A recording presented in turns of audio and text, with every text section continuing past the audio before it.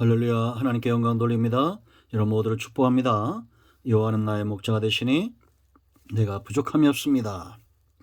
고백하며 하루를 사시기를 축복합니다. 오늘도 여호와 일에 반드시 하나님이 준비하시는 은혜가 임하는 줄로 믿습니다. 자, 21절부터 마지막 절까지입니다. 21절을 중심으로 묵상합니다. 기도합니다. 영광과 감사와 존귀가 하나님께 있습니다. 온 마음으로 하나님을 사랑합니다. 주롭게 말씀들을 열어주시니 감사합니다. 몸과 마음이 온전히 출입되고 이제는 하나님의 일에 수종드는 부르심에 합당한 자로 사는 삶을 사는 지혜로운 백성들 되기를 원합니다. 18장의 말씀들을 열어주시고 전하는 자나 듣는 모든 주의 백성들이 깨닫고 회복되어지는 귀한 시간이 되게 하옵소서. 종을 낮추시고 겸손하게 하시고 오직 말씀의 도구로만 쓰임받기를 원합니다. 오늘도 말씀하실 하나님을 찬양합니다. 예수님의 이름으로 사모하며 기도합니다. 아멘. 저와 여러분 모두는 구원받음에 대한 감사가 있습니다. 그런가 하면 매 순간 하나님께 부르심을 받고 그에 합당한 삶, 수종드는 삶으로 사는 증거들을 가진 존재들입니다. 이 얼마나 놀라운 복입니까? 우리 모두가 하나님의 사역에 수종드는 일에 기력이 쇠하지 않고 평안히 오늘 23절에서 이들과 말한 대로 평안히 우리의 길을 가는 이런 기쁨과 찬송과 간증과 헌신과 떡을 나눔과 평안의 삶이 있는 그런 삶을 살아야 될 줄로 믿습니다. 이제 모세의 어깨를 덜어줄 천부장, 백부장, 50부장, 10부장을 뽑는데요. 오늘날도 이런 일꾼들이 필요하죠. 교회가 어떤 사람들을 일꾼들로 세워야 될까요?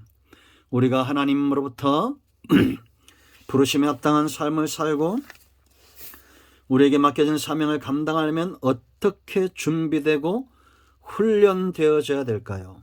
21절 우리가 주목해야 될 말씀이고 하나님은 지금까지 이런 사람들을 통해서 일하신다는 것은 너무나 분명한 사실입니다.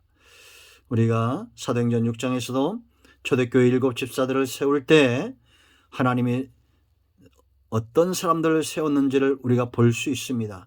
세상 사람들도 직장에서 사원을 뽑을 때나 어떤 일을 할 때 사람들을 뽑을 때 자격이 있죠. 그들과 많은 차이가 있다는 것을 알아야 됩니다.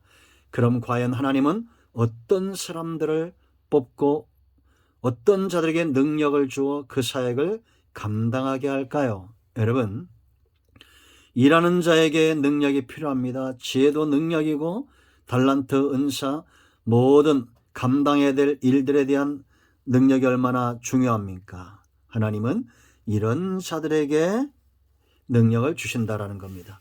모세는 성령에 사라지만 그도 피곤하고 그와 함께할 돕는 동역자들이 필요했다라는 겁니다.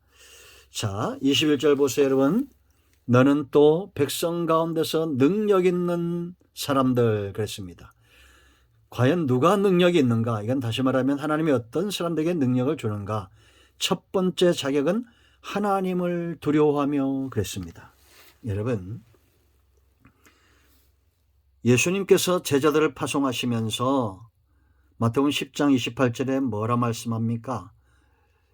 몸과 영혼을 능히 지옥에 멸하는 자를 두려워하라. 몸은 죽여도 영혼을 능히 멸하는 자들을 멸하지 못하는 자들을 두려워하지 말고 오직 몸과 영혼을 능히 지옥에 멸하는 자, 하나님이죠. 하나님을 두려워하라는 겁니다. 자, 여러분, 두려움이 없는 사람이 능력이 있다고 생각해 보세요.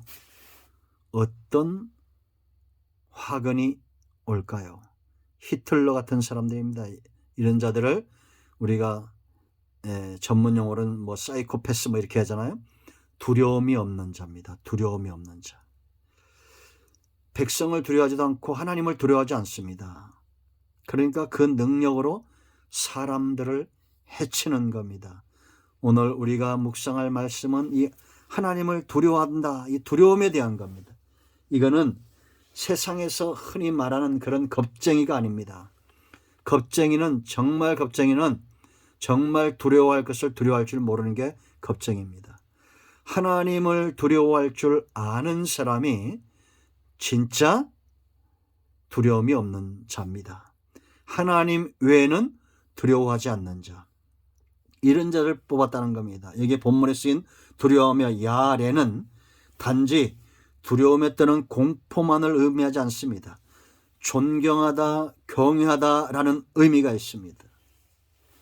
우리가 누군가를 두려워하지 않고 존경과 경외가 나올 수 없습니다. 세상 권력도 마찬가지죠. 두려움에서 그 존경이 나오고 경외가 나오죠. 물론 가면을 쓴 존경과 경외이지만 그러나 하나님은 우리의 중심을 보시죠. 우리의 중심으로 야레, 하나님을 존경하고 경외하는 이 경외심으로 가득 찬 이런 사람들에게 능력이 임할 때 교만하여 넘어지지 않는다는 겁니다. 그러니까 자기에게도 유익이에요. 내가 하나님을 두려워하고 하나님을 경외하고 존경할 때 내게 능력이 임하면 나는 겸손하게 되어 있습니다. 주신 자도 하나님, 취하신 자도 하나님, 두려워하지 않습니다. 성경에 있죠. 보면 넘어지는 자들의 특징이 있습니다. 이건 지금도 마찬가지로 생각합니다.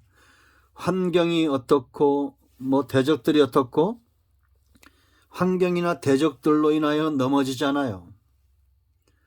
그럼 뭘로 인하여 넘어집니까?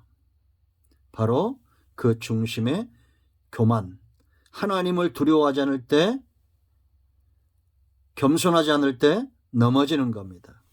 하나님을 경외하는 자는 교만하지 않습니다. 겸손합니다. 겸손한 자에게 하나님은 함께 하시는 겁니다. 그리고 이런 두려움은 타인에게도, 본인뿐만 아니라 타인에게도 어려움을 가져옵니다.